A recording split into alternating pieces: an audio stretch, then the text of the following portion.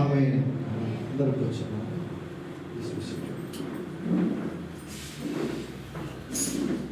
ఆ కాలమున శిష్యులు యేసునొద్దకు వచ్చి పరలోక రాజ్యంలో ఎవడు గొప్పవాడని అడగగా, ఇది ప్రశ్న. ఎందుకు ఈ యొక్క 10 వచనాలను తీసుకున్నామంటే, మనుషులందరూ కూడా ఎవరు గొప్పవాడు, ఎవరికంటే ఎవరు గొప్ప అనేది శిష్యుల్లో కూడా ఉంది. ఆయన శిష్యుల్లో చాలామంది out of the 12 disciples everybody is competing, ఎవరు గొప్ప అనేది. కొంతమంది పేతురు చాలా గొప్ప, ఎందుకంటే పేతురు ఆయన ఏమన్నాడంటే, నేను ఎవరు అనుకుంటున్నారు అందరూ అని చెప్పంటే, కొంతమంది యోహానని, కొంతమంది ప్రవక్త అని రకరకాలుగా అంటుంటే, పేతురు అయితే ఒకే మాట అన్నాడు, నీవు సజీవుడు అయిన దేవుని కుమారుడు అనే రెవల్యూషన్ వచ్చినప్పుడు, ఇది తండ్రి నీకు తెలిపితేనే కానీ నీకు వచ్చింది కాదు. కాబట్టి ఇలాంటి రెవల్యూషన్ నాకు వచ్చింది కాబట్టి నేను గొప్పవాడిని అని బహుశా పేతురు అనుకోవచ్చు. అయితే మిగతా శిష్యులు అందరూ కలిపి అట్ ద సేమ్ టైం, మా అందరికంటే కూడా నిన్నే యేసయ్య సాతానా వెనక్కు పొమ్ము అని చెప్పి అన్నాడు, కనుక నీకంటే మేము గొప్పవాడు అని చెప్పి అనుకోవచ్చు. అలాగే యోహాను యాకోబు వాళ్ళు వెళ్ళి యేసయ్య దగ్గరికి వెళ్ళి వాళ్ళ తల్లితో పాటుగా వెళ్ళి అడుగుతున్నారు, పరలోకంలో నీ కుడి పక్కన ఎడం పక్కన మేము ఉండేటట్టుగా మీరు ఒక అంగీకారం తెలపమని అడుగుతారు. సో ఇవన్నీ కూడా మనం ఒకసారి ఆలోచిస్తే వాళ్ళల్లో ఒక ఆశ ఉంది. ఏంటంటే గొప్ప వాళ్ళల్లో ఎవరు గొప్పవాడు, ఉన్న వాళ్ళల్లో ఇంకా ఎవరు గొప్పవాడు, who gets the first position, who gets the second. కాబట్టి కాంపిటీషన్ అనేది చాలా ఉంటుంది, ఎవరు గొప్ప. అందుకని యేసయ్య దీని అంతటినీ కొట్టిపడేస్తున్నాడు. ఆయన చెప్పే మాట ఒకటే, తగ్గింపు, humbleness for the God's children. అది ఈ యొక్క టాపిక్ ఈరోజు మనం తీసుకునే సందేశంలో. నీవు దేవుని యొక్క కుమారుడుగా కుమార్తెగా ఉన్నావా, అయితే నీ ఓవరాల్ బిహేవియర్లో తగ్గింపు కావాలి, తగ్గింపు. సో ఆ విషయాన్ని గురించి యేసు ప్రభు ఇక్కడ ఆయన ఒక చిన్న బిడ్డను ఎత్తుకుని తన ఎద్దకు పిలిచి వారి మధ్యన నిలవబెట్టి ఇట్లా, మీరు మార్పు నుండి బిడ్డల వంటి వారైతేనే కానీ పరలోక రాజ్యంలో ప్రవేశింపరని మీతో నిశ్చయముగా చెప్తున్నాను. పరలోక రాజ్యం యొక్క ప్రవేశము మనందరికీ తెలుసు కదా. ఎవరు పరలోక రాజ్యానికి వెళతారు? ఈరోజు మనందరికీ తెలుసు. చాలామందికి ఈ భూలోకంలో ఎందుకున్నామో తెలియదు. మనం అడగండి వెళ్ళి, నువ్వు ఎందుకున్నావు ఇక్కడ, ఆ తర్వాత నువ్వు ఎక్కడికి వెళ్తావు అని అడిగితే ఎవరో చాలామంది చెప్పలేరు. కానీ దేవుని యొక్క బిడ్డలకి స్పష్టంగా తెలుసు where we go and from where we have come, because Bible tells us. దేవుని యొక్క పరిశుద్ధ గ్రంథం మాత్రమే అది చెప్తుంది. కాబట్టి మనము ఎక్కడికి వెళుతున్నాం?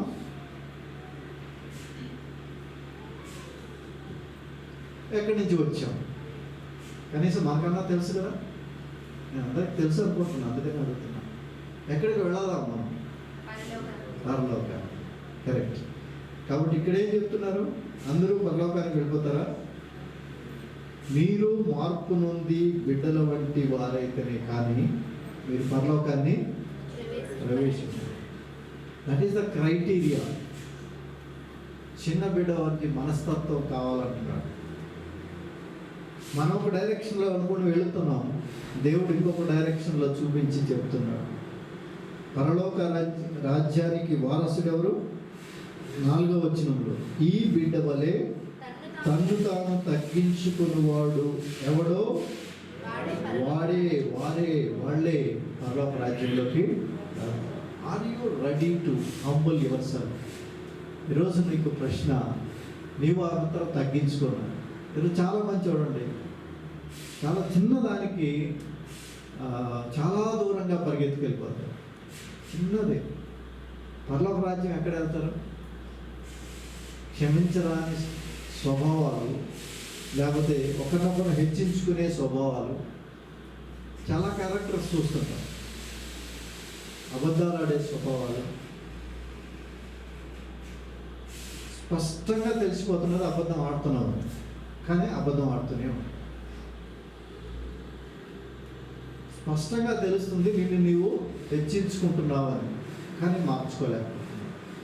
మరి పరలోక రాజ్యానికి ఎలా చేరుతాం? పరలోక రాజ్యం మనకు ఏదో నా కుమారుడు అడపదడప సండే చర్చ్ సర్వీస్కి వస్తున్నాడు కాబట్టి ఈయన అలౌ చేసేయండి అట్లాగా పంపిస్తాడా యేసయ్య? రికమెండేషన్స్ ఉంటాయా యేసయ్య దగ్గర?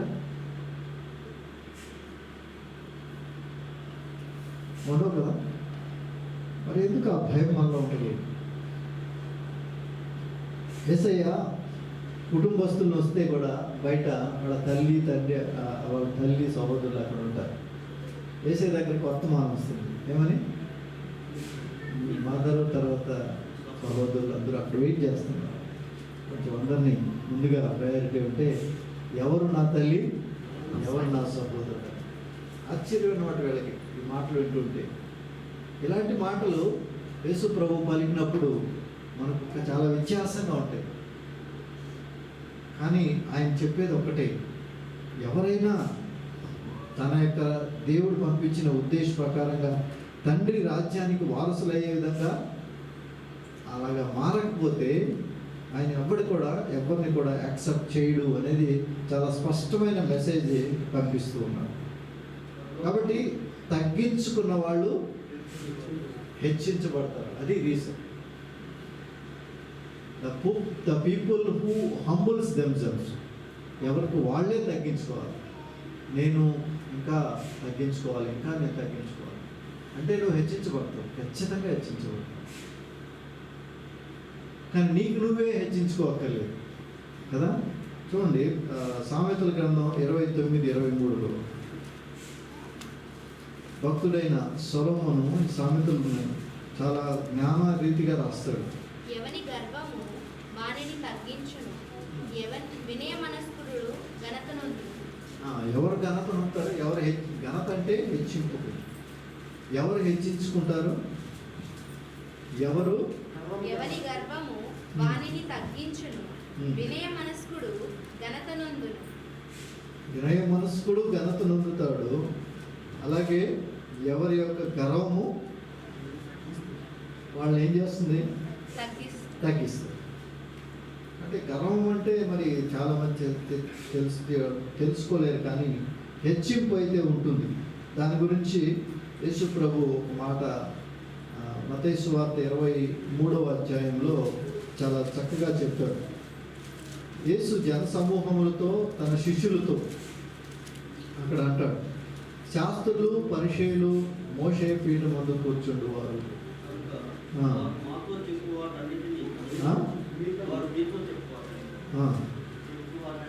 మీతో చెప్పు వాటిని. అంటే వాళ్ళు చాలా బోధ చేస్తారు, ప్రసంగాలు చేస్తారు, సాక్ష్యం చెప్తారు, చాలా మాటలు చెప్తారు.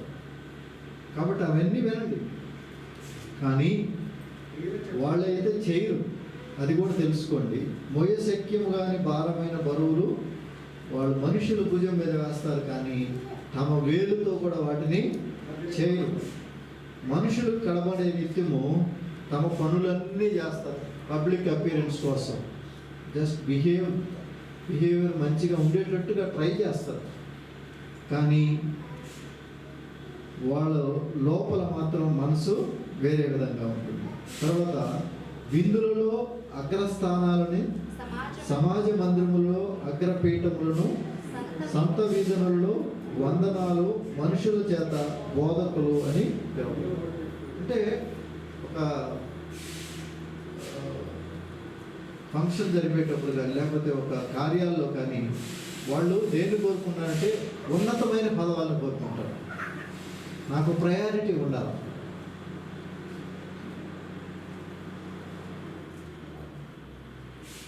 ఇలాగా మనం యొక్క జీవితాల్లో అన్వయింపు చేసుకోకుండా, అసలు పరీక్ష చేసుకోకుండా జస్ట్ క్యాజువల్ అప్రోచ్లో వెళుతూ ఉంటే పరలోక రాజ్య ప్రవేశం రాదండి.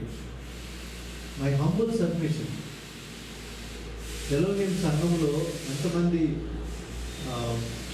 నంబర్ అనేది కాదు, ప్రతి ఒక్కరూ వాక్యానుసారమైన జీవితంలో ఎదగాలండి. ఇంకేం లేదు. వాక్యం ఎలా చెప్తుందో దాని ప్రకారంగా వెళ్ళాలి. ఒకవేళ పక్క వాళ్ళు అలా లేదు కదా అనుకుంటే వాళ్ళకి నువ్వు మాదిరి చూపించినాడు అవుతావు, నువ్వు వాక్యానుసారంగా ఉంటే. కనుక వాక్యానుసారంగా జీవించాలి. విందులలో, అగ్రస్థానాలలో, సమాజ మందిరంలో అగ్రపీఠాలు అన్నీ ఉన్నాయి, కానీ వాటిని మీరు వద్దనుకోవాలి. మీరు బోధకులని పిలువబడద్దు, మీకు బోధకుడు ఒక్కడే. మరియు భూమి మీద ఎవరికైనా తండ్రి అని పేరు పెట్టవద్దు, మీకు తండ్రి ఒక్కడే, పరలోకమందున్నాడు. మీరు గురువులని పిలవద్దు, క్రీస్తు ఒక్కడే మీ గురువు. మీలో అందరికంటే గొప్పవాడు పరిచారకుడై ఉన్నాడు. ఇది reference. So everybody who wanted to be on higher side, లేకపోతే ఎలివేటెడ్ స్థితిలో, ఎక్సాల్టెడ్ స్టేట్లో ఉండాలి అంటే what he has to do? First thing ఈ షుడ్ సర్వ్. సేవ చేయడం తెలుసుకోవాలి. యేసు ప్రభు అదే అన్నాడు, నేను సేవ చేయించుకునేదానికి రాలేదు, అనేకులకు ప్రతిగా క్రయధనముగా తను తానే బలి అర్పణగా అర్పించుకోవడానికి వచ్చాడు. అదే బాధ కలిగి ఉండాలి. ఈరోజు చాలామందికి ఈ మనస్సు రావాలని ఈరోజు దేవుడు మనతో మాట్లాడుతున్నాడండి. మీ అందరిలో గొప్పవాడు మీకు పరిచారకుడై ఉండాలి, తను తాను హెచ్చించుకునేవాడు తగ్గించుకోవాలి. ఇది యేసయ్య యొక్క ఉద్దేశం దానిలో. అందుకని ఇక్కడ 18వ అధ్యాయం 4వ వచనంలో స్పష్టంగా చెప్తున్నది ఏంటంటే, ఈ బిడ్డ వలె తన్ను తాను తగ్గించుకునేవాడు ఎవడో వాడే పరలోకం. స్పష్టంగా ఉంది. తగ్గించుకోండి. మీకు చాలాసార్లు ఎంత వస్తుందంటే, నేను ఎంత తగ్గించుకుంటే నన్ను అంత చేతగాని వాళ్ళే చేసేస్తారు, వీళ్ళు నన్ను బాగా తగ్గించేసేస్తారు, వాల్యూ లేకుండా చేసేస్తారు అని మీకు బాధపడరు. చాలాసార్లు బాధపడేదానికి అదే అవకాశం. కానీ ఎప్పుడైనా సరే దేవుడు ఏదైతే వాక్యంలో చెప్తున్నాడో దాని ప్రకారం వెళితే one day you will be lifted again. Hallelujah. దేవుడు ఒకరోజు నేను లేపుతాడు. అప్పటి వరకు ఆయన బలిష్టమైన ఆయన హస్తం కింద దీన మనస్కుడై నువ్వు తగిన సమయం ముందు, నాకు అందుకే నేను దాన్ని పాడాను కదా, తగిన సమయంలో హెచ్చించువాడు, వినయం గల వారిని తగిన సమయంలో హెచ్చించేవాడని. ఆయనలో మనము ఎదగడానికి, ఆయనలో ఎదగాలంటే మనల్ని మనము తగ్గించుకోవాలి. దేవుడు ఎవరి దగ్గర ఉంటాడు? తగ్గించుకోమంటేనే ఎందుకు చెప్తున్నాడంటే అది వాగ్దానంతో కూడింది. అది ఈ యొక్క సొలొమోను మందిరం కట్టిస్తాడు, ఇలాగే దేవాలయం కట్టిస్తాడు. దేవాలయం కట్టించినప్పుడు జనాలు ఏం చేస్తారు? లోపలికి వచ్చి ప్రార్థన చేయడం, అడగడం అన్నీ చేస్తారు. కానీ అక్కడ ఒక ప్రార్థన చేశాడు. ఏం ప్రార్థన అదంటే, నీ జనులు, నీ పేరు పెట్టున్న వాళ్ళు, నీకు ఇష్టమైన వాళ్ళు ఎవరైతే ఉన్నారో, లేకపోతే నీ యొక్క మందిరంలోకి వచ్చిన వాళ్ళంతా నీ దగ్గరకు వచ్చి అడిగినటువంటి ఇచ్చి ప్రభు అని చెప్పలేదు ఆయన. ఆయన ప్రార్థనలో కండిషనల్గా చేశాడు.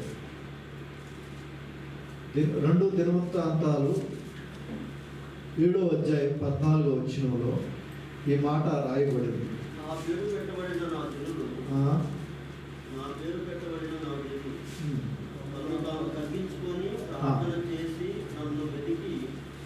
తమ తాము తగ్గించుకుని ప్రార్థన చేసేవాడు. నీ దగ్గరకు వచ్చి ప్రార్థన చేసుకునేటట్టుగా మనం చదువుతాం. మనం ఏం చేస్తాం? మందిరంలోకి వెళ్ళి బాగా ఆరాధనలో పాల్గొని మనం అడిగినటువన్నీ కూడా దేవుడికి ఇచ్చేటట్టుగా మనం ఎక్స్పెక్ట్ చేస్తూ వస్తాం. కానీ అక్కడ కండిషన్ ఏం రాస్తున్నాడంటే, నీ నామం పెట్టుకున్నవాడు, నీ బిడ్డలు వచ్చి వాళ్ళు ఏం చేసుకోవాలి? అక్కడ తగ్గించుకోవాలి. తగ్గించుకున్నప్పుడు దేవుడు ఏం చేస్తాడు? దీవిస్తున్నాడు. ఇది మనం గమనించాలి ఇక్కడ. రెండవది, ఆయన ఎవరితో ఉంటాడు? యెషయా గ్రంథం 57వ అధ్యాయము 15వ వచనం. ఈ పాట రాసినప్పుడు కూడా దైవజనుడు మరి ఇదే రెఫరెన్స్తో నేను తీసుకోవడం వచ్చింది నేను అనుకుంటున్నాను.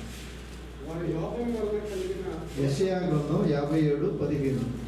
వారి లోపం వలన కలిగిన మహాగణుడు మహోన్నతుడు పరిశుద్ధుడు ఆ, నిత్య నివాసినైన వాడు ఆ. ఇలాగ ఇలాగ సెలవిస్తున్నాడు. సెలవిస్తున్నాడు. నేను నేను మహోన్నతమైన స్థలములలో పరిశుద్ధ స్థలములలో నివసించువాడను. ఆ, అయినను అయినను వినయము గల వారి ప్రాణములు ఉద్దేశింప జీవింప చేయుటకు నలిగిన వారి ప్రాణమును ఉజ్జీవింప చేయుటకు వినయం గల వారి యొద్దకు దీన మనసు గల వారి యొద్దకు నివసించుచున్నాను. నేను నిత్యము పోరాడేవాడు. చాలు చాలు చాలు సార్, ఆ మాట వరకే చాలు. అది ఎక్కడుంది? 15. అదే నేను చెప్పాను. యెషయా గ్రంథం 57 అధ్యాయం 15 వచ్చింది. మన దేవుడు ఎలాంటి దేవుడు అండి? మహోన్నతుడు. ఎక్కడ ఉండే దేవుడినా? మహోన్నతమైన పరిశుద్ధ స్థలంలో నివసించువాడు. ఇంకా బాగా చదువుకోవాలంటే మరొక రెఫరెన్స్ ఉంది. ఎవరన్నా చెప్పగలరా? న్యూ టెస్టిమెంట్లో మొదటి తిమోతి పత్రిక 6వ అధ్యాయంలో ఉంటుంది, 16వ వచనం. తిమోతికి రాసిన మొదటి పత్రికలో 6వ అధ్యాయం 16వ వచనంలో మన దేవుడు ఎక్కడ ఉండేవాడు? సమీపింపరాని తేజస్సులో ఆయన సమీపింపరాని తేజస్సు అనే ఒక మాట. ఆయన తేజస్సు మనం సమీపించలేం. అంటే సూర్యుడిని మనం సమీపించగలమా? సూర్యుడిని ఏదో విధంగా మనము ఎన్నో లెన్స్ పెట్టుకొని ఏదో ట్రై చేస్తాం, ఏదో ఇండైరెక్ట్గా చూడగలం కానీ సమీపించలేము. సూర్యుడిని దేవుడు చేసిన సూర్యుడిని మనం సమీపించలేకపోతున్నాం. ఆయన్నే సమీపిస్తాను. ఆయన గురించి ఆయనే చెప్తున్నాడు, సమీపింపరాని తేజస్సులో ఆయన మాత్రమే వసించుచు, అంటే నివసించుచు, అమరత్వము అంటే నిత్యము ఉండేవాడుగా ఉన్నాడు. మనుషులలో ఎవడును ఆయనను చూడలేడు, ఎవడనో చూడనేరడు. ఆయనకు ఘనత శాశ్వతమైన ప్రభావము కలిగి ఉండును గాక. హల్లెలూయా. ఆయన మాత్రమే నివసించే స్థలము అది.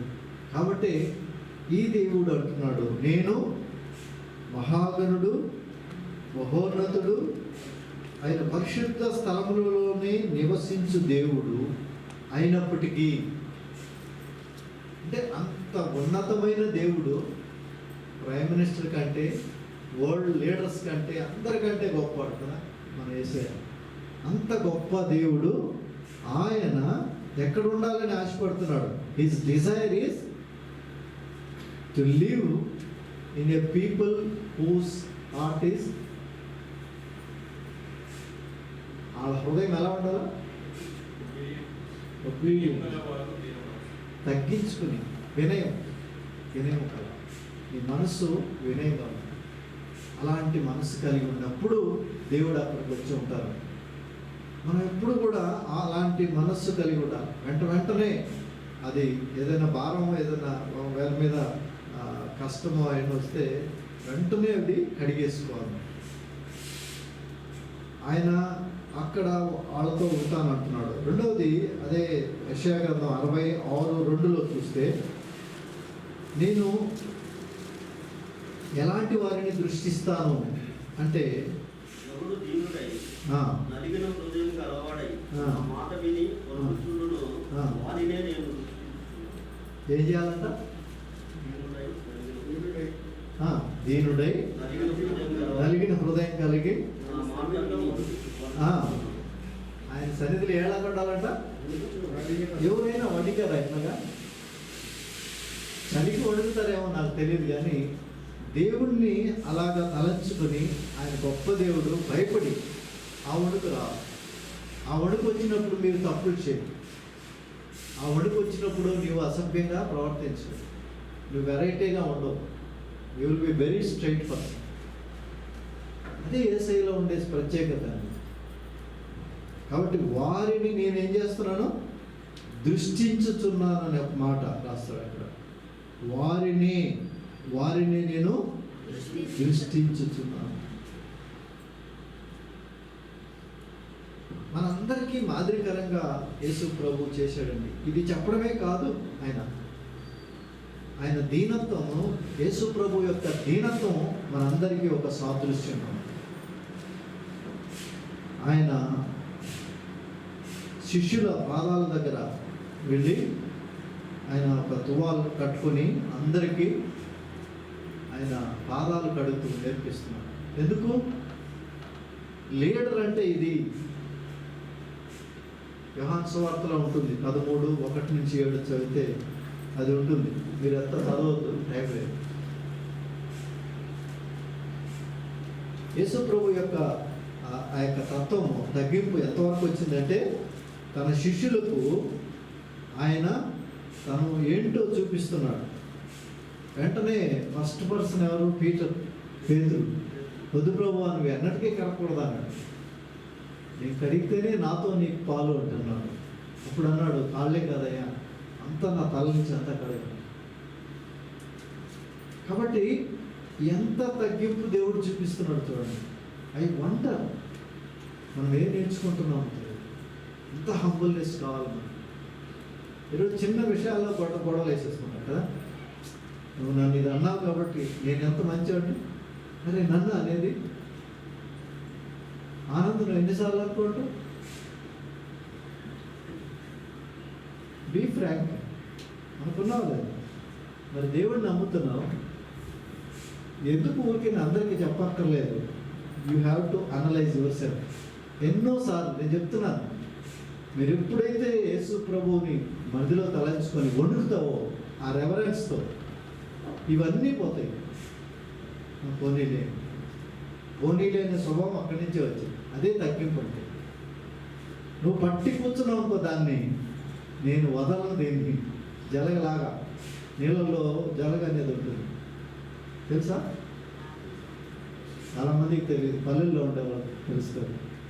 బురదల్లో మంచి నీళ్ళల్లో వేసి చక్కగా పట్టుకుంటాయి. పశువులు కూడా పట్టుకుంటాయి, మనుషులు కూడా పట్టుకుంటాయి. చేత్తో కూడా తీస్తే రావు.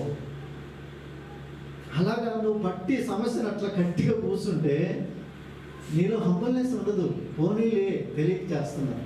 బాగా తిడతా ఉన్నాడు ఎదురుగానే, నీకు తెలుసు నువ్వేం చేయలేదు, కానీ ఎంత మాట పోవాలంటే అంత మాటకి వెళ్ళిపోయి ఆ పట్టు పోవాలనుకుంటే అక్కడే కూర్చొని అంటే నేను క్రైస్ట్ ఫాలోవర్ అని నువ్వు పెట్టుకుంటావా? హెడ్డింగ్ పెట్టుకుంటే నీకు నువ్వు మోసం చేసుకుంటున్నావు. మనం ఏదో దేవుణ్ణి దండం పెట్టుకుని పోయే వాళ్ళ కాదండి. ఆదివారం వచ్చి నమస్తే అని చెప్పి పెట్టుకుని పోయే వాళ్ళం కాదు మనం. We have to have a reverence. దేవుని దగ్గరకు వచ్చేవాళ్ళు దేవుడిని వెతికి ఆయన గుణాలను ఏంటో తెలుసుకొని దాన్ని మనం తూచా తప్పకుండా ఫాలో కావాలి. ఈరోజు నేను ఈ యొక్క విషయం గురించి నేను చదువుతున్నా. ఇంకా దీని గురించి ఇంకా ఏమేమి వెతుకుతావు? స్పష్టంగా అందరిలో తెలిసి, అందరికీ తెలుసు, తగ్గించుకోవడం లేదు. వాళ్ళ యొక్క తత్వాన్ని పట్టుకుంటున్నారు, వాళ్ళ యొక్క పర్సనాలిటీని గట్టిగా పట్టుకుంటున్నారు. అది మార్చమని నువ్వు చెప్తే చాలు, అంతకుమించి బోధ అక్కర్లేదు అన్నాడు దేవుడు. ఎన్నిసార్లు నాకు అసలు ఎంత ప్రయత్నం చేసినా కూడా అంతకంటే అక్కర్లేదు. ఎందుకంటే అందరికీ తెలిసిన విషయమే, కానీ ఎవరు కూడా తగ్గించుకోవడం లేదు. తగ్గింపు కావాలి. చూడండి, ఫిలిప్పీ పత్రిక 2వ అధ్యాయంలో యేసు ప్రభు యొక్క ఉన్నతమైన స్థితి, ఎక్కడి నుంచి ఆయన వచ్చాడు, ఎక్కడి వరకు వచ్చాడు. 2వ అధ్యాయం 5 నుంచి 8 వరకు. క్రీస్తు యేసునకు కలిగిన ఈ మనస్సు మీరును కలిగి ఉండుడి. ఆయన దేవుని స్వరూపం కలిగిన వాడై ఉండి దేవునితో సమానంగా ఉండుట విడిచిపెట్టి. ఇంకొకరు చదవండి, ఇంకొక వాయిస్ చేద్దాం. వీళ్ళిద్దరే చర్చిలో ఉన్నారా, ఇంకెవరైనా ఉన్నారా? No voices. అంటే బైబిల్ ఓపెన్ చేసేది రావడం లేదు. అంటే మనం రోజు బైబిల్ చదవడం. That is the only indication. When you are going through your Bible regularly, you know where it is. Philippi పత్రిక అంటే జెనిసిస్ చూసేవాళ్ళు కూడా ఉన్నారు. అంటే ఆది కాండంలో ఫిలిప్పీ పత్రిక వస్తుంది. నువ్వు కనీసం ఫిలిప్పీ పత్రిక దగ్గరగా చదివినా పర్వాలే. నువ్వు ఆది కాండంలో పక్కన చూసి ఆదికాండం పక్కనే ఇక్కడెక్కడ సమయాలు గారి దగ్గర ఫిలిప్పీ చూస్తే ఎంత ఘోరం. But you carry daily this Bible.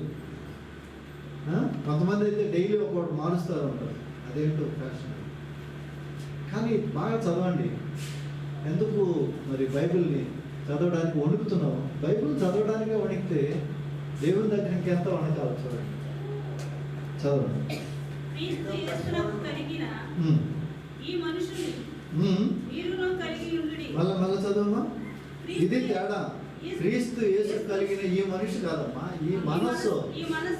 చూడండి ఎంత మారిపోతుందో. మనస్సు మనిషి తేడా ఉంది. మీరును కలిగి ఉండుడి. ఆయన దేవుని స్వరూపం కలిగిన వాడై ఉండి దేవునితో సమానముగా ఉండటం. నిజంగా ఒక్కొక్క దానిలో ఎంత గూఢార్థం ఉందంటే నిజంగా చెప్తున్నాను. Believe it or not, if you don't read properly you don't get it. చదవడమే సరిగా లేదనుకోండి, దాని అర్థం ఏం తెలుస్తుంది, అది ఎంతవరకు మనకు అంటుకుంటుంది.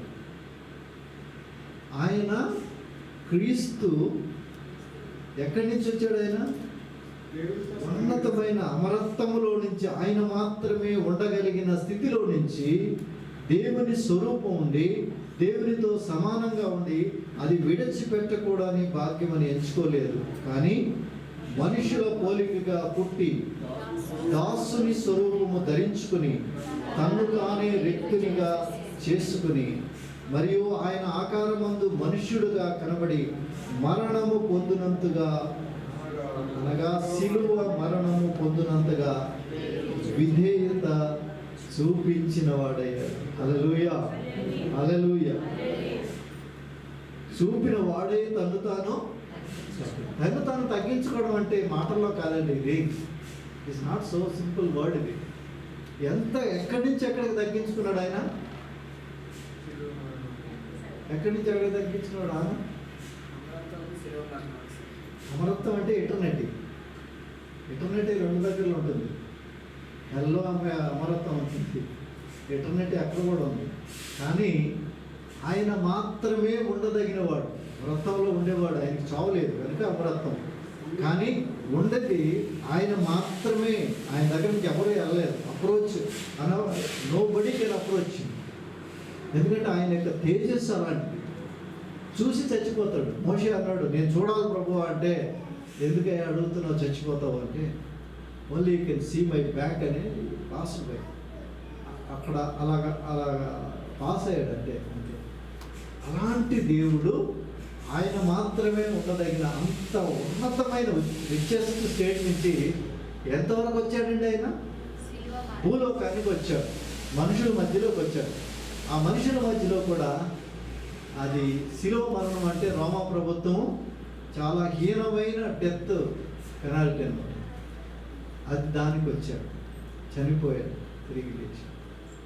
అంటే ఎంతగా తగ్గించుకున్నాడంటే మీరు ఎంతగా అర్థం చేసుకుంటారు? మా ఆవిడ సీరియస్గా మాట్లాడితే నేను భరించలేనండి అని అర్థం చేసుకుంటారు. లేకపోతే కొద్దిగా భరించామనుకో, నేను భరించానండి అని. అంటే యేసు ప్రభువుని కంపేర్ చేసుకొని ఆ ఉన్నతమైన స్థలంలో నుంచి ఆయన దిగి వచ్చి ఈ శిలువ మీద మరణం చెందిన అంత తగ్గింపుని నువ్వు ఎంతగా సింపుల్గా తీసుకుంటున్నావు? నేను కాబట్టి ఒక్క మాట భరించాను, రెండో మాట నేను భరించలేకపోయాను, ఒక్క మాట భరించాను. So if that is your comparison, మరి బైబిల్ నుండి ఏం అర్థం చేసుకున్నట్టు? అందుకనే మనం ధ్యానిస్తున్నాం. ఆదివారం ఊరికేం రావడం లేదు. ఇది ధ్యానం చేసుకొని అప్లై చేసుకొని దీని ప్రకారం జీవించాలి. అప్పుడు నిజమైన క్రైస్తవులుగా ఉంటాం. క్రైస్తవ జీవితానికి అర్థం ఉంటుంది. సో బాప్తిసం తీసుకున్నంత మాత్రాన పరలోకానికి వెళ్ళడండి. ఇక్కడ ఏమన్నాడు? ఈ చిన్న బిడ్డ వలె ఒకరు ఎలాగైతే మారాల మనసు కన్వర్షన్ ఉంది ఇక్కడ. చిన్న బిడ్డ వలె పరలోక రాజ్యాన్ని ఆ విధంగా ఆపేక్షించాలి. కాబట్టి తన మహిమను విడిచి దాసుని స్వరూపం ధరించుకుని వచ్చినాడు. కాబట్టి ఈరోజు నేను చెప్పేదండి, మనము హంబుల్నెస్లో ఆయనకు మాదిరికరంగా ఉండాలి. ఆయన దేవుడు కదా, అంత దైవత్వాన్ని వదిలిపెట్టి ఈ కిందికి వచ్చినప్పుడు మనం ఏం చేయాలండి?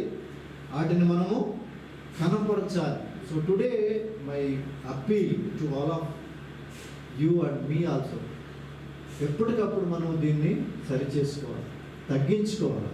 ఆయన వలె మనము మాదిరికరంగా ఉండాలనేది మెసేజ్. ఎఫెసీ పత్రికలో 4వ అధ్యాయం 1-3 వరకు భక్తుడైన పౌలు ఎఫెసీ సంఘానికి రాస్తూ చెప్తున్నాడు అక్కడ.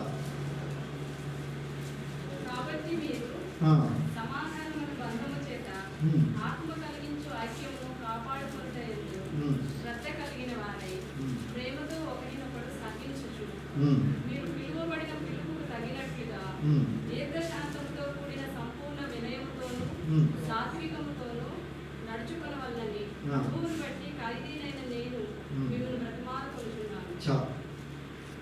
ఈ 1, 2, 3 వచనాలు మీరు అలా లేపి ఒకవేళ సడన్గా నేను అడిగితే మీరు చెప్పగలిగిన స్థితిలో ఉన్నారనుకోండి, వండర్ఫుల్ థింగ్. ఎఫ్ఎస్సి పత్రిక ఇప్పుడు చదివారు కదా, చక్కగా లేపి దీనిలో ఉండే అర్థం అంతా చెప్పమంటే చాలా కష్టం. కాకపోతే ఇంటికి వెళ్ళిన తర్వాత మీరు చదవండి, దానిలో ఒక్కొక్క మాట ఒక్కొక్కటి మనల్ని ఉత్తేజపరుస్తుంది. అంత ఈజీ కాదు అది. పౌలు భక్తుడు అంటున్నాడు, మీరు సమాధాన బంధం చేత ఆత్మ కలిగించు ఐక్యాన్ని కాపాడునట్లు శ్రద్ధ కలిగిన వారై ఉండాలి. ఇది శ్రద్ధ, ఇల్లు చక్కబెట్టుకోవడం అంటే ఇది. ఒకరినొకడు సహించుతూ ప్రేమతో, ఈ ప్రేమ సహించుకునేది. ఒక్క మాట అంటే తిరిగి మాట్లాడకుండా నెలల తరబడి ఉండిపోయే వాళ్ళు ఏం సహిస్తారు? సహించాలి, అప్పుడే ఐక్యత కలిగి ఉంటానండి. చాలామంది చర్చిలో ఎందుకు వెళ్ళిపోతున్నారు తెలిసిన? సహించలేకపోతున్నారు. ఒక్క మాటకు సహించలేక సంఘాన్ని వదిలిపెట్టిన వాళ్ళు 100 మంది ఉన్నారు.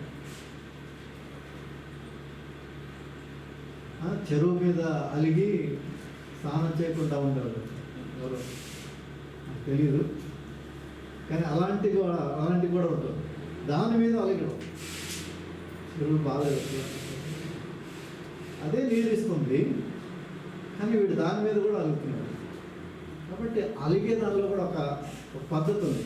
కానీ క్రిస్టియన్స్కి అలాంటివి లేవు. వీళ్ళు ఏమన్నారంటే ఒకరినొకరు ప్రేమతో ఒకరినొకరు సహించుకోవాలి. ఎందుకంటే నేను సహించుకోవాలి? తిడుతున్నాడు, మనం చెప్తున్నారు కదా నాకు కూడా అవసరం. నిజంగా ఊరికనే తిడతారు, వాళ్ళకేమీ అసలు ఉండొచ్చు, ఎందుకంటే అపవాది బంధకాల్లో పట్టుబడేస్తుంది. కానీ మనం ఎందుకు సహిస్తున్నాం? వైపే మనం ఎందుకు సహించాలండి? మనం కూడా ఒక 70 ఇంకో 80 ఇచ్చు కదా. యేసు ప్రభువు చెప్పింది ఏంటి? ఒక చెంప మీద కొట్టినప్పుడు భరించుకోవాలని 2వ చెంప ఇవ్వద్దాను. 2వ చెంప అట్లా అన్నాడా? 2వ చెంప కూడా కొట్టేమో అన్నాడు. కాకపోతే చాలామంది మనము భరించలేకపోతున్నాం. మనం ఏం తప్పు చేసామండి? రైచియస్నెస్ చూస్తున్నాం, కానీ అది కాదు దేవుడు కోరుకునేది. మీరు ఏం చేయాలా? ప్రేమతో ఒకరినొకడు సహించుతూ మీరు పిలువబడిన పిలుపుకు తగినట్టుగా దీర్ఘశాంతంతో కూడిన సంపూర్ణ వినయం. వినయమే చాలా కష్టం, సంపూర్ణ వినయమే చాలా కష్టం. దీర్ఘశాంతంతో కూడిన సంపూర్ణ వినయం అమ్మో చాలా. ఒక్కొక్కరు ఈ పదాన్ని చదువుకొని పోయి నెక్స్ట్ టైం వచ్చినప్పుడు మీరు ఇక్కడ సాక్ష్యం చెప్పాలి. ఈ పదాన్ని నేను చదివాను, దీని అర్థం నాకు బాగా తెలిసింది, నేను దీనిలో రోజు నిలబడి ఉన్నాను. చాలు, చిన్న సాక్ష్యం చేస్తాను.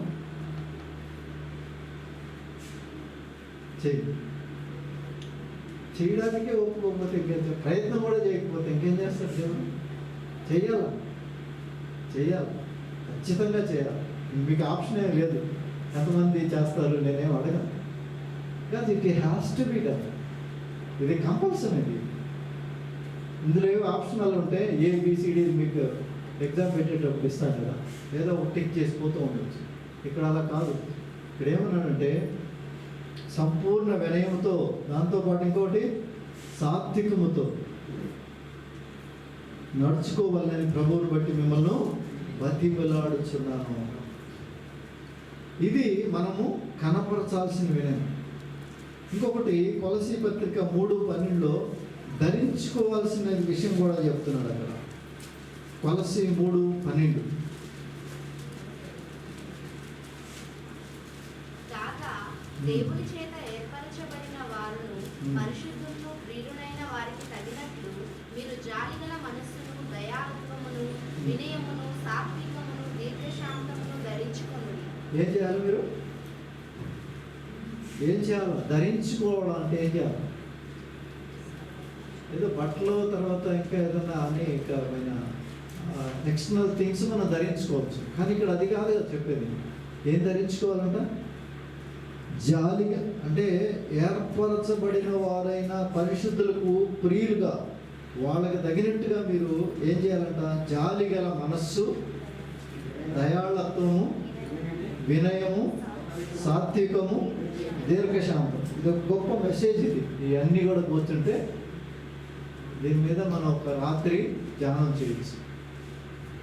కనుక మీరు ఇవన్నీ కూడా కలిగి వీటిని ధరించి ఉండాలి.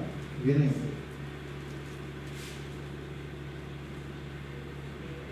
యేసు ప్రభు కోరుకునేది కూడా అంతే. మీకా గ్రంథం 3:8 చూస్తే అక్కడ దేవుడు మీ దగ్గర నుంచి ఏం కోరుకుంటున్నాడు? వేలాది నదులంత విస్తార తైలమా, లేకపోతే మందలో పొట్టేళ్ళ? ఏం కోరుకుంటున్నాడు? చాలామంది తైలం తీసుకొస్తాం, చాలామంది పొట్టేళ్ళని తీసుకొచ్చి సమర్పించుకుంటూ ఉంటాం. అంటే అంత లేకపోయినా కొంత అయినా చేస్తూ ఉంటాం, కానీ అది కోరుకుంటున్నాడు దేవుడు. 3 మీకా మీరు న్యూ టెస్ట్మెంట్లో ఎదుర్కొన్నట్టున్నారు. 8 నేనైతే యాకోబు సంతతి వారికి తమ దోషములు, ఇశ్రాయేలీయులకు తమ పాపములు కనపరచుటకై యెహోవా ఆత్మావేశము చేత బలముతోనూ తీర్పు తీర్చే శక్తితోనూ ధైర్యముతోనూ నింపబడిన వాడనై ఉన్నాను.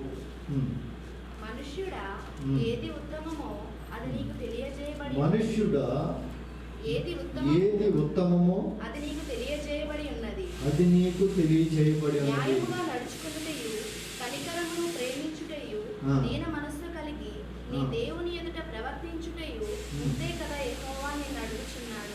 రెఫరెన్స్ చెప్పమ్మా. 6:8. 6:8 మీకాయేనా? 6:8 ఏం రాసినాడంటే దీన మనస్సు కలిగి ఉండుటయే నేను కోరుతున్నాను అంటాడు. మనుష్యుడా, ఏది ఉత్తమమో అది నీకు, అంటే నీకు ఆల్రెడీ ఏదైతే నువ్వు బిహేవ్ చేయాలనో అది నీకు తెలియపరచబడి ఉంది. ఏది ఉత్తమమో ఏది నీకు తెలుస్తుంది కనుక అది మళ్ళీ రిపీట్ చేస్తూ అంటున్నాడు. న్యాయంగా నడుచుకోవాలి, కనికరము ప్రేమించాలి, దీన మనస్సు కలిగి ఉండాలి. ఇది నీ దేవుడు ఎదుట ప్రవర్తించుట ఇంతే కదా నేను అడిగేది.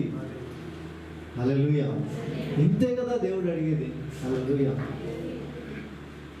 వేలాది నదులంత విస్తార తైలం అడగడం లేదు కదా, వేలాదిగా పొట్టేళ్ళను అడగడం లేదు దేవుడు. నీ దగ్గర నుంచి కోరుకునేది ఇదే. ఏంటది? నువ్వు చెప్పు చూడకుండా. ఎవరు చెప్తున్నారు? సరే, నేర్చుకోండి. ఒకటి, న్యాయంగా నడుచుకోవాలి, కనికరమును ప్రేమించాలి, దీన మనస్సు కలిగి ఈ దేవుని ఎదుట ప్రవర్తించాలి. ఇది దేవుడు కోరుకుంటున్నాడండి. ఆయన దృష్టికి మనము తగ్గించుకోవాలి. యాకోబు పత్రిక 4:10 ఆయన దృష్టికి మనం తగ్గించుకోవాలి. మనం కాదు, మనం హెచ్చించుకోవడం కాదు. ప్రభు దృష్టికి ఆ. మిమ్మల్ని మీరు తగ్గించుకొనుడి.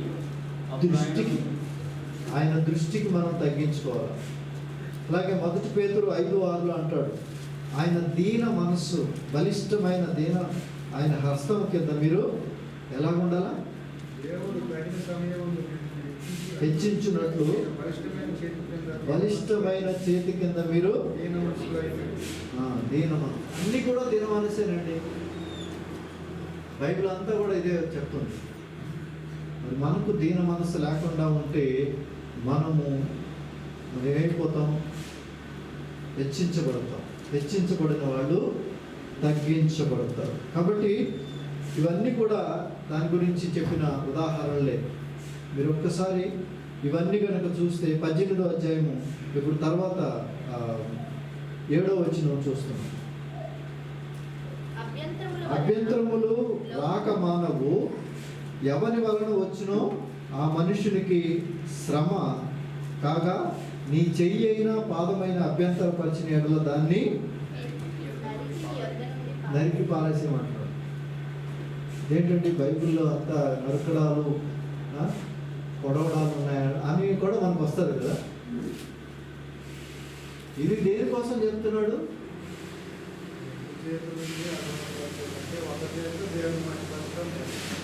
మహిమపరచడానికి కాదు, entering into the Kingdom of haven, పరలోక రాజ్యం వెళ్ళడానికి.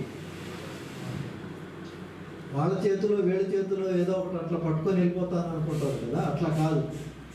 చేతులు లేకపోయినా పర్వాలేదు, అవి ఏవైతే నిన్ను అభ్యంతరపరుస్తున్నాయో వాటిని నరిగి తీసేయమంటున్నాడు. Very hard works. కాబట్టి అభ్యంతరాలు అనేవి చాలా వస్తున్నాయి. To keep your holy life you will have lot of objections. అందువల్ల అబ్జెక్షన్స్ తీసేసుకోమంటున్నాడు. అవి రాక మానవు. మనమంతా ఇదే కదా చెప్తాం. నాకు కనుక ఏ ప్రాబ్లమ్స్ లేకుండా ఉంటే నేను ఫస్ట్ పర్సన్ వచ్చి కూర్చొని ఫస్ట్ పర్సన్ పీస్గా ఉండి ఫస్ట్ పర్సన్ క్రిస్టియన్గా నేను బిహేవ్ చేస్తాను, ఫస్ట్ పర్సన్గా సేవ చేస్తాను. అన్నీ ఫస్ట్ పర్సన్లే, ప్రొవైడెడ్ యూ గాట్ ఎవ్రీథింగ్ పర్ఫెక్ట్గా ఉండాలి. ఈ అభ్యంతరాలు రాకూడదు. కానీ యేసయ్య అంటున్నాడు అభ్యంతరాలు వచ్చి తీరుతాయి. లోకంలో మీకు శ్రమ, అభ్యంతరాలు వచ్చి తీరుతాయి. అభ్యంతరం వస్తే ఏమంటాం? సార్ ఇది కుదరడం లేదు సార్, అభ్యంతరం వచ్చేసింది, నాట్ పాజిబుల్. బట్ ఇక్కడ ఏమన్నాడు యేసయ్య? అభ్యంతరం వస్తే దాన్ని ఏం చేయాలి? నువ్వు నరికి పారేయాలి. చాలా ఈజీగా చెప్పారు కదా ఏమండి? చెప్పినంత ఈజీ అది. పొన్నేలు గారు ఏం చేయాలి? అభ్యంతరములు వచ్చినప్పుడు ఏం చేయాలంట? చెయ్యి అయినా పాదమైనా అభ్యంతరపరిచిన ఎడల దాన్ని ఏం చేయాలా? నరికి నీ యొద్ద నుండి పారేయండి. నిత్య అగ్నిలో 2 చేతులతో పాటు నువ్వు వెళ్ళడం కంటే ఒక్క చేత్తో పరలోకానికి వెళ్ళడం నీకు మేలు. హల్లెలూయా. చూడండి, అంగహీనులు లేకపోతే కళ్ళు లేకుండా ఇవన్నీ ఉండేవాళ్ళు. నువ్వు ఎంతసేపు పాపం కోసం ఆశపడుతున్నావు, ఆ కళ్ళు తీసేసాడు అనుకో, ఆ తర్వాత పాపం కోసం ఆశపడవేమో. సో ఏదైతే పొటెన్షియల్గా ఉండి నిన్ను పాపానికి తీసుకుని వెళ్తుందో దాన్ని దేవుడు తీసేసాడు అనుకోండి, it is better for you. Without that you can enter in to the Kingdom of haven. ఆమె అర్థమైందా? నీకు ఏది అభ్యంతరపరుస్తుందో, ఒకసారి జాబే నీకు అభ్యంతరం వస్తుంది, ఏమన్నారా? తీసి పడేయాలి. ఇందాక అన్నాడు మంచి మాట, నరికి పారేసాడు. కానీ తీసి పడేయమని చెప్తావా? ఇంత శాలరీ ఇంత ఇది ఖచ్చితంగా, కానీ అది మాత్రం ఉండాలి. కాబట్టి అది ఒక అభ్యంతరంగానే ఉంటుంది. నిత్య అగ్నిలో నువ్వు 2 చేతులతో ఉండకంటే కుంటివాడు గాను అంగహీనుడు గాను శివములో ప్రవేశించడం నీకు మేలు. అది తగ్గింపు. తర్వాత నీ కన్ను నిన్ను అభ్యంతరపరిచిన ఎడల దాన్ని ఏం చేయాలా? ఇది కూడా కష్టమే. 2 కన్నుల్లో కన్ను ఊరికేనే చాలా అభ్యంతరపరుస్తుంది అనుకో, అరచదు, బట్ అభ్యంతరపరిస్తే దాన్ని తీసేయమంటున్నాడు. 2 అభ్యంతరపరిస్తే you better be a blind person without seeing a sin and then committing into the sin. ఆ పాపంలో పడకుండా ఉండడానికి ఆ దృష్టి లేకపోతే ఇంకా మంచిదేమో. ఎవరు కోరుకుంటారు? ఎవరు అంగీకరిస్తారు? But it is the way that we have to live. దేవుని యొక్క వాక్యాలు అవి. ఈ లోకంలో ఎందుకు ఇంత దిగజారుడుతనం కనిపిస్తుందంటే క్రైస్తవులుగా ఉండి they are not following the Christ. They say that they are Christians. తగ్గింపు లేని స్వభావం. అందుకనే ఏ ప్రభు అని ఇంకా ఎక్కడెక్కడే చదువుకోవాలంటే ఈ సింపుల్ థింగ్స్ చెప్పండి, అవి చాలా సుప్రభు క్లియర్గా చెప్పున్నాడు. కాబట్టి నీ కన్ను నిన్ను అభ్యంతరపరిస్తే దాన్ని ఎందుకంటే 2 కన్నులు కలిగి అగ్ని గల నరకంలో పడేయడం కంటే ఒకే కన్ను కలిగి జీవంలో ప్రవేశించడం నీకు మేలు. ఈ చిన్నవారిలో ఒకరినైనా తృణీకరించకుండా చూసుకున్నది పరలోకం మంది వాళ్ళు నన్ను చూస్తున్నారు అని చెప్పారు. కాబట్టి ప్రియమైన దేవుని బిడ్డలారా, humbleness is the requirement for any believer, any Christian, any person who follows Jesus Christ. నీలో హంబుల్నెస్ లేకుండా ఒకవేళ ఇప్పుడు వరకు ఉన్నావు అనుకోండి, ఈరోజు take a decision. Next week నుంచి అందరూ కూడా తగ్గింపు రావడం దగ్గర నుంచి కూర్చొని దగ్గర అందరూ వచ్చారు. చాలామంది తప్పించుకున్న వారు తండ్రులని అక్కడ బైబిల్లో లేదు. అది ఉందా బైబిల్లో ఎక్కడైనా? మరి ఎందుకు ఫాలో అవుతారండి? ఆ స్పాట్లో కనిపించరు. ఎక్కడ పనులు చేయాలని వస్తుందో అక్కడ స్పాట్లో కనిపించరు. దానిలో ఏమని రాస్తారు? ధన్యతల్లో యాడ్ చేసింది లేదు. అది ధన్యతలలో లేని దానిని యాడ్ చేసుకుని తప్పించుకున్నవాడు. కానీ కరెక్టే, ఒక సిన్ ఉంది, ఆ సిన్లో పడకుండా అక్కడి నుంచి పారిపోమని యేసేపుని గురించి ఎందుకు చెప్పాడు? ఆ టెంప్టేషన్ నుంచి, ఆ సిన్ నుంచి పారిపోవడానికి అక్కడి నుంచి తప్పించుకుని. అంతే రైట్ వర్క్స్ కాదు. యేసేపు మనకు ఉదాహరణ, అన్నింటిలో తగ్గించుకున్నాడు. దావీదు గొర్రెల కాపరిగా ఉన్నాడు. ఆయన ఎంతగా తగ్గించుకున్నాడంటే, నన్ను గొర్రెలకు పంపించినా కూడా కాయడానికి నేను వెళ్ళి దేవునికి సంతోషంగా ఉంటానని చెప్పాను. ఆయన ఎంతగా హెచ్చించాడంటే దేవుడు ఆయన ఇశ్రాయేలుకి రాజుగా ఉంచాడు. సమూయేలు వచ్చినా కూడా కనుక్కోలేకపోయాడు. నువ్వు వెళ్ళి యెషయా కుమారుల్లో ఒకరిని రాజుగా చేయమంటే ఈయన ఎంతసేపు వాళ్ళలో బలాఢ్యుడెవరు, బాగా యుద్ధంలో బాగా పోరాడగలిగే వాళ్ళు ఎవరు అని చూసి, వాళ్ళలో చూసి వీళ్ళైతే బాగుంటారని అనుకుంటున్నాడు. కానీ దేవుడు ఒకరినొకరుగా తీసుకొచ్చినప్పుడు చివరిగా దావీదునే ఎంచుకున్నాడు. అప్పటికీ కూడా దావీదుని వాళ్ళ తండ్రికి చూపించలేదు. అయిపోయినారా, అందరూ అయిపోయినారు, నువ్వు ఎవరిని సెలెక్ట్ చేయడం లేదంటే, ఎంతేనా ఇంకా ఎవరైనా ఉన్నాడా అన్నప్పుడు అప్పుడు చెప్పాడు. లేదండి ఇంకొక్కడున్నాడు అంటే ఆయన కౌంట్లో కూడా రాలేదు ఈ పోస్ట్కి. ఎందుకు దేవుడు ఆయన హెచ్చించాడు? ఎవరి దగ్గర తగ్గించుకున్నాడు? ఆయన దేవుని దగ్గర. హల్లెలూయా. సో టైం టెల్లింగ్, పక్కాళ్ళ దగ్గర కాదు. వీళ్ళు చూస్తున్నారు కాబట్టి చాలా జాగ్రత్తగా ఉండి బయటికి వెళ్ళిన తర్వాత టక్కన సిగరెట్ తీసి తాగేవాడు. అంటే మన వాళ్ళ గురించి కాదు, జనరల్గా చాలామంది అలాగే కనిపిస్తారు.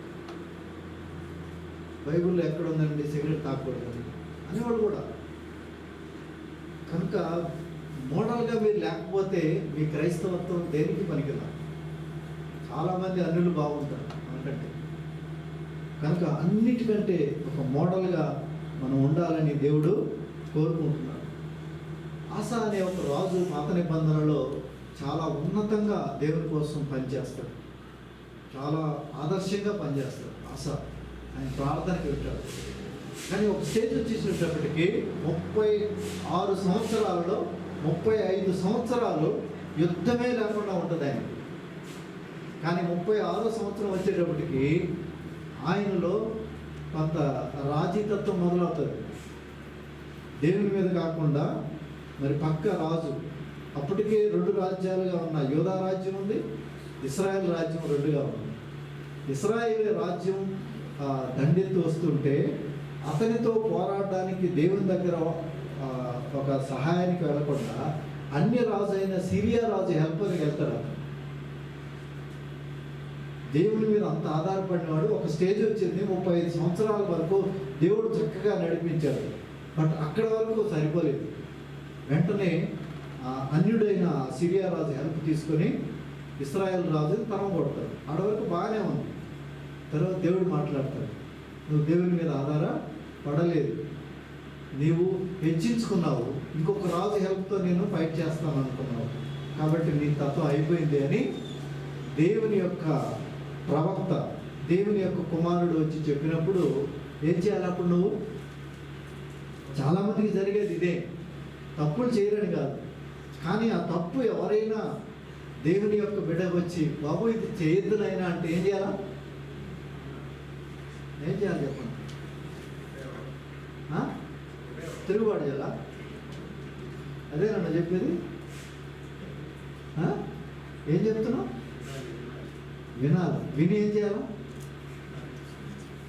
ఒబీడియన్స్ అండి, విధేయత కలిగి రావాలా. అట్లీస్ట్ దేవుడు మళ్ళా ప్రేమతో నీకు తెలియజేస్తున్నాడు. కానీ ఈ ఆశారాజు ఏం చేశాడంటే, ఆ ప్రవక్త ఎవరైతే వచ్చి చెప్పాడో అతన్ని తీసుకుని వెళ్ళి బందీకాలంలో వేసేసాడు.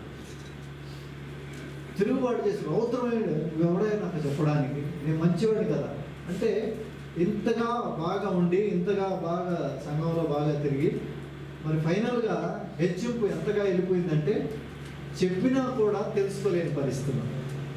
ఈరోజు ఎన్ని వాక్యాలు వెళుతున్నాయి, ఎక్కడా పనిచేయడం లేదు, ఏ మార్పు లేదు.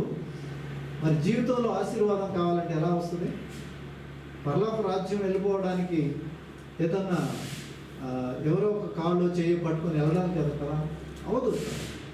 కానీ ఇక్కడ ఏమొచ్చిందంటే, ఆ రాజుకి వెంటనే ఆయనకి అరిపాదాలలో అంటే పాదాల కింద జబ్బు వచ్చేసింది. జబ్బు వచ్చినప్పుడు ఒకటి తన కుమారుడు ప్రవక్తని తిట్టాడు. రెండోది ప్రవక్త తప్పును ఆయన ఇలా కాదు, మార్చుకోండి, మనసు మార్చుకోండి, ఈ పద్ధతి కాదు అంటే కూడా ఒప్పుకోలేదు. లోపల నుంచి ప్రాబ్లం డెవలప్ అయింది. ఎంతగా కఠినం అయిపోయినాడంటే మరలా యెహోవాను అడగడానికి కూడా ఆయనకు బయట రాలేదు. అదే జబ్బుతో అట్లాగే చనిపోయాడు. సో ఎందుకు చెప్తున్నానంటే, తగ్గించుకోవాలనుకున్న వాళ్ళు ఏదైనా మెసేజ్ వచ్చింది, ఏదైనా దేవుడు మాట్లాడాడు, వెంటనే అప్లై చేసుకున్నాడు. చేంజ్ దెన్ అండ్ దేర్, అక్కడికక్కడికి. బయటకు నేను వెళ్ళి మా ఆవిడతో మాట్లాడుకొని మహారాలా లేదా డిసైడ్ చేసుకుంటాను అని పోయారనుకోండి, ఖచ్చితంగా మీకు టైం కాదు, ఖచ్చితంగా మంచి డెసిషన్ రాదు. కనుక మీరు జాగ్రత్త పడండి. దేవుడు అన్యాయస్తుల్ని లేకపోతే అక్రమంగా చేసేవాళ్ళని ఆయన హెచ్చించడు. ఒకవేళ వాళ్ళు హెచ్చించుకొని ఒక స్టేజ్లో పడిపోవచ్చు, తెలియదు. సౌలు రాజును కూడా తప్పు చేసినప్పుడు ఒప్పుకోలేదు, పక్కన పెట్టేసాడు, దావీదుని తీసుకొచ్చాడు. ఏలీ యొక్క కుమారులు వాళ్ళు డైరెక్ట్గా పరిచయం చేస్తున్నారు, ఎక్కడ? దేవుని యొక్క మందస్సం దగ్గర చేస్తున్నారు. కానీ స్త్రీలతో అసభ్యంగా చేయడంలో అది ఆయన తండ్రి దగ్గరకు వచ్చినా కూడా, తండ్రి నాయన మీరు తప్పు చేస్తున్నారు, మీరు మందిరంలో పనిచేస్తున్నారు, పులిపీటి మీద పనిచేస్తున్నారు, బహు జాగ్రత్తగా ఉండాలంటే కూడా వాళ్ళు ఒప్పుకోలేదు. అయితే చివరికి యుద్ధంలో మరి వాళ్ళందరూ కూడా దేవుడు వాళ్ళని చేయి వదిలిపెట్టించాడు, అన్యుల చేత సంహరించుకోవడం. కనుక ఏం పర్లేదులేండి, తగ్గించుకున్న వాళ్ళు హెచ్చిస్తున్నా అన్నారు కదా, సింపుల్ వాకింగ్ కదా అనుకొని కాదు. ఇందులో చాలా మెసేజ్ ఉంది, అందుకని వివరించి తెలియజెప్పాల్సి వచ్చింది. దేవుడు అందరితో మాట్లాడుతున్నాడు, మారండి, తగ్గించుకోండి, హెచ్చించబడతారు. దేవునికి కావలసిన స్థితి అది. నేను ఎవరి వద్ద ఉండాలనుకుంటున్నాను? ఎవడైతే దీనుడై వినయ మనసు కలిగి నా ఎదుట వణుకుచూ ఉన్నాడో, వణుకు రావాలి, వానిని నేను దృష్టించుతున్నాను. నాకు చెప్పాను, మీకు నోట్ చేసుకొని ఉంటే యెషయా గ్రంథం 57:15 మళ్ళా మీరు చదువుకోండి. ఇట్టి యొక్క హంబుల్నెస్ కోసం దేవుడు మనల్ని కూడా కోరుకుంటున్నాడు. కాబట్టి ఈ బిడ్డ వలె అంటే తన్ను తాను తగ్గించుకునేవాడు పరలోక రాజ్యంలో ఖచ్చితంగా ఆయన చేరుతాడు, లేకపోతే గొప్పవాడు అని దేవుడు తెలియజేస్తున్నాడు. కనుక మనం అందరూ కూడా తగ్గించుకున్నాం, ప్రభువుని మరి మహిమపడతాం, ప్రార్థన చేసుకున్నాం. కొన్ని మాటలు దేవుడు ఆశీర్వదించినగాక. ఆమేన్. హల్లెలూయా, హల్లెలూయా. ప్రార్థన చేసుకున్నాం. ఇంత వాక్యం మనం విన్న తర్వాత